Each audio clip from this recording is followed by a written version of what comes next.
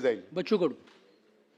खरं तर दादाभाऊ तुमचा व्याप एवढा वाढलेला आहे. शिक्षण म्हटलं म्हणजे तसं ते किती नंबरचं खातं आहे माहीत नाही, पण आता ते पहिल्या दुसऱ्यात आलं पाहिजे.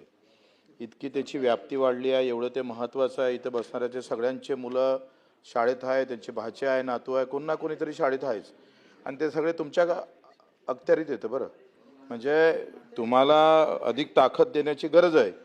पण मला एक सांगा, आता शाळा कॉलेजमध्ये शिक्षण भेटते आणि शिकवणी वर्गामध्ये शिक्षण भेटते. मग दोनपैकी एक ठेवा, एक तर शाळा बंद करा नाही तर शिकवणी चालू ठेवा. दोनही इकडे, म्हणजे इकडे पाणी भेटतं, इकडे बिस्लरीचं पाणी भेटतं. काय म्हणजे चाललं काय? काय गरज आहे ह्या शिकवणीची? कशाला ठेवतोय? म्हणजे तुम्ही काय म्हणताय, गरिबाचं पोरगा आहे ना, हां अशुद्ध पाणी पे. श्रीमंत आहे ना, आमदाराचा पोरगा आहे ना, शुद्ध पाणी भेटल. हा जो बाजार सुरू झाला आहे ना देशामध्ये, म्हणजे रामदेव बाबांना मिरची पावडर काढल्याबरोबर गावातल्या बचत गटाचं मिरची पावडर फेल गेलं, डायरेक्ट रामदेव बाबांनाच काढलं. म्हणजे काही बंधनं आपण घातली नाही पाहिजे. जीन्स पण जे काय असेल, तुम्ही फार जवळचे होते जे तुम्हाला माहित असेल.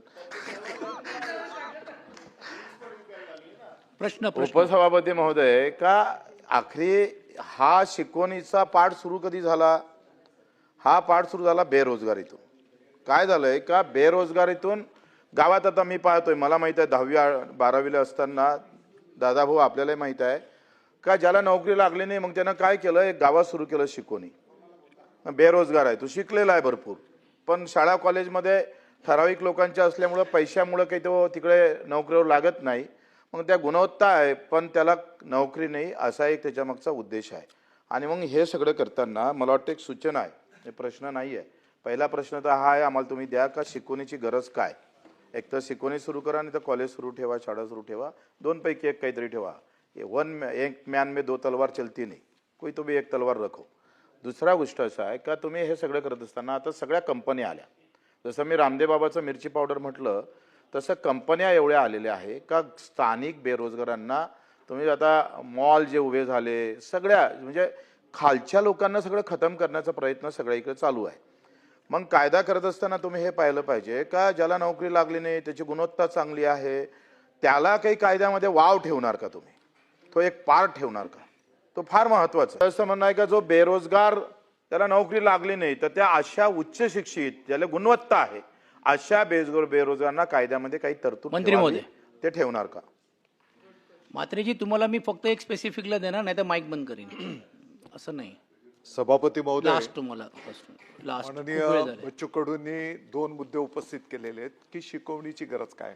वस्तुस्थिती आहे, मला वाटतं की जर शाळा कॉलेजेसमध्ये जर एक गुणवत्तापूर्ण शिक्षण मिळालं तर कोणीही पालकांना हौस नाही की आपल्या पाल्यांना काही शिकवण्यांमध्ये पाठवलं पाहिजे. आणि म्हणून कडू साहेब, आम्ही दुसऱ्याची रेष कमी तर कायद्याच्या चौकटीत आपल्याला कशी करता येईल ते तर आम्ही पाहतोच आहोत, परंतु समांतर आपली रेष कशी उंच होईल, आपली क्वालिटी कशी वाढेल, याही दृष्टिकोनातून विविध कार्यक्रमांचं आयोजन त्या ठिकाणी करण्यात आलेलं आहे. आणि येणाऱ्या वर्षभरामध्ये तुम्हाला त्याची अंमलबजावणी संपूर्ण महाराष्ट्राच्या कानाकोपऱ्यामध्ये झालेली त्या ठिकाणी दिसेल. दुसरा जो आपला मुद्दा होता क्वालिटी शिक्षक, मला आपल्या माध्यमातून हे पण सभागृहाला सांगायचं आहे की आताच्या घडीला जी काही शिक्षक भरती आपली पवित्र पोर्टलद्वारे होते आहे, ती शिक्षक भरती होत असताना मग टीईटी ही प्राथमिक क्वालिफाय परीक्षा आहे.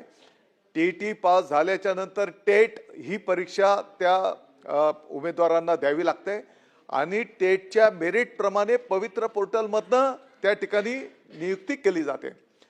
जिथपर्यंत स्थानिक स्वराज्य संस्थेच्या सरकारी ज्या काही शाळा आहेत त्याच्यात एका जागेच्यासाठी एकच उमेदवार, म्हणजे थेट त्या ठिकाणी त्याच्या मेरिटप्रमाणे, त्याच्या अपेक्षेप्रमाणे त्याने पोर्टलवर जिथं नोंदणी केलेली असते, मागणी केलेली असते, त्याप्रमाणे त्याची थेट नियुक्ती त्या ठिकाणी केली जाते.